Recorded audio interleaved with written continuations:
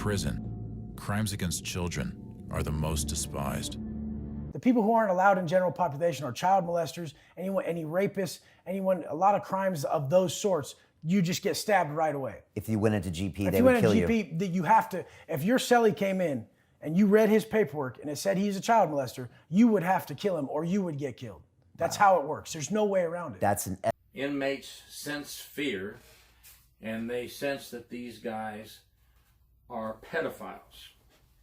And your meanest, cruelest inmate, way deep down inside that heart, most of the inmates actually have a care and concern for children. And they don't like these pedophiles any more than I do or you do. And they will take care of the pedophiles in prison. Yes, there's protective custody that the pedophiles can check into if they feel their life is in danger, and they do, many of them do. And, you know, in the jails, there's always a separate place for the pedophiles, the sex offenders. The jails always have a separate dorm for them, but when inmates, when they leave the jail and the pedophiles go to prison, they're not always separated in every prison in every state. They're put right out in the open population unless they can prove they're in danger or ask for protective custody in many cases. But you know, inmates just can't stand the looks of a pedophile, the majority of inmates. And they will go after a pedophile and take care of business. So it is dangerous for any inmate in prison. In my opinion, it's super dangerous for pedophiles. And if you don't believe me, just take a look at how many pedophiles have been murdered.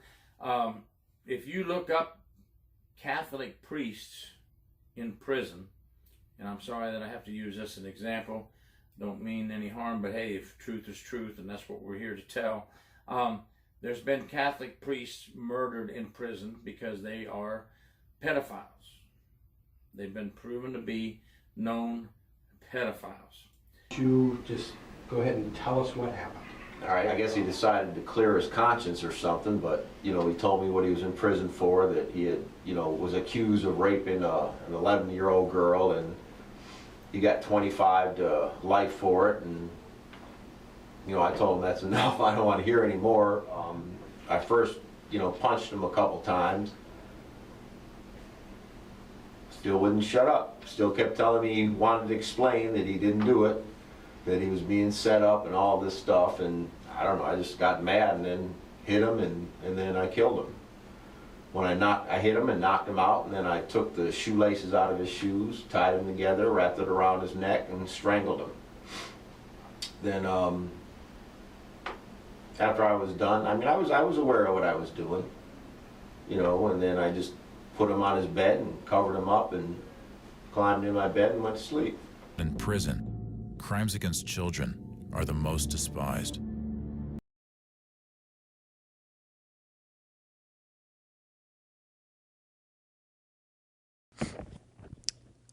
So I was sitting here and I realized something. Hardened criminals have more empathy towards children who are sexually abused. Hardened criminals are more upset at the sexual abuse of children than many adults are. The one thing that I can appreciate about these men in prison who execute, corporal punishment, but they basically execute judgment on behalf of children who have been harmed or sexually abused. The one thing that I can appreciate about them is that they don't make excuses for what these men did. They don't try to reason with them and understand why they did what they did. They don't assume that the child is in the wrong and that the child did something to cause these men to sexually abuse them or molest them. They automatically know. Hardened criminals, some of them have life in prison. Hardened criminals know that the adult is always the one in the wrong when it comes to raping, molesting, sex trafficking, and abusing children. These men in prison know that children are innocent and they cannot fight for themselves. And this is why I believe they are so indignant when men, grown men, come into prison who have harmed children in any way, but especially sexually harmed children. And so they go at these men. And it's sad that so many people, I've seen this the most within the Black community, especially among Black women. So many people point the finger at the innocent children, more specifically girls.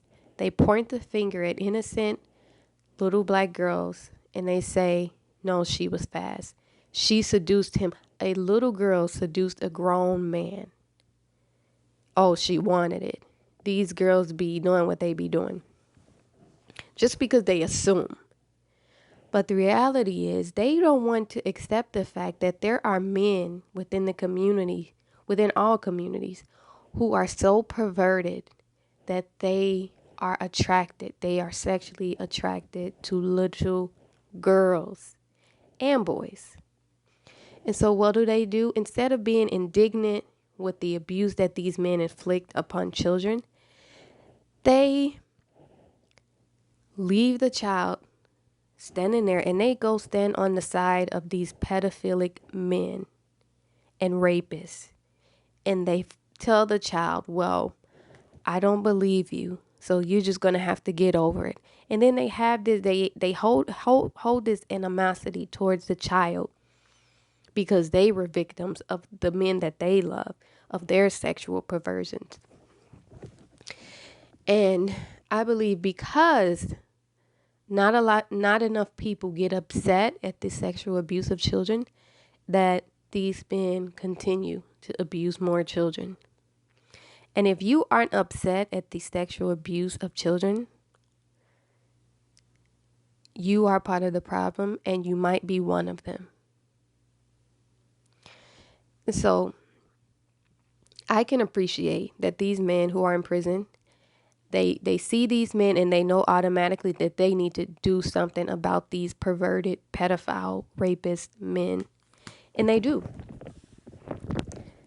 And on the one hand, I'm like, it's kind of admirable that they are so indignant that all in every prison, there's a rule.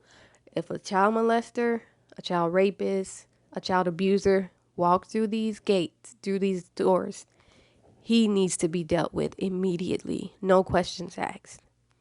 And they don't ask questions. They just know this man was convicted of harming a child, sexually preying upon a child, sex trafficking a child. He is going to get dealt with ASAP. And the rule that they have is like, if you don't deal with these men ASAP, that means you are complicit and you agree with it. And so most men, they handle it right away because they don't want to be seen. They don't want to be looked at as someone who agrees with this.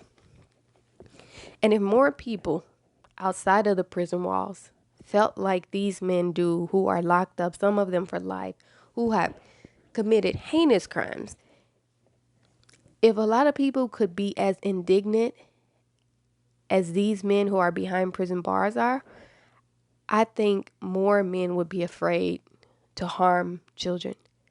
But because more times than not, there's someone in the corner of a pedophile, a rapist, a child abuser, cheering them on and telling them, no, it's okay. They came on to you. They wanted it. You were just a victim. And it's so disgusting that people, even today, are still making excuses for rapists and pedophiles and justifying it by saying that these little children whose brains aren't even fully formed yet to understand anything that has to do with sexuality and all those things. It's quite disturbing.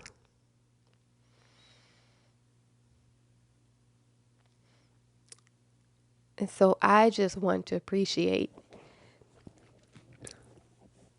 the anger that these men have towards men who abuse and prey on children sexually, because that says that something's wrong with all of us who aren't locked away. Something's wrong with us when we can continue to excuse it and protect these men and claim it's an attack on the black man, when no, these men are attacking children. They're harming children. They're destroying the lives of children all over the communities with their sexual perversions. And these men need to be locked up, put away for life, because they scar these children for life. And those who sympathize with them and make excuses for them, something needs to happen to them too. I just don't know what. But I believe that they are just as perverted as the men who do these things.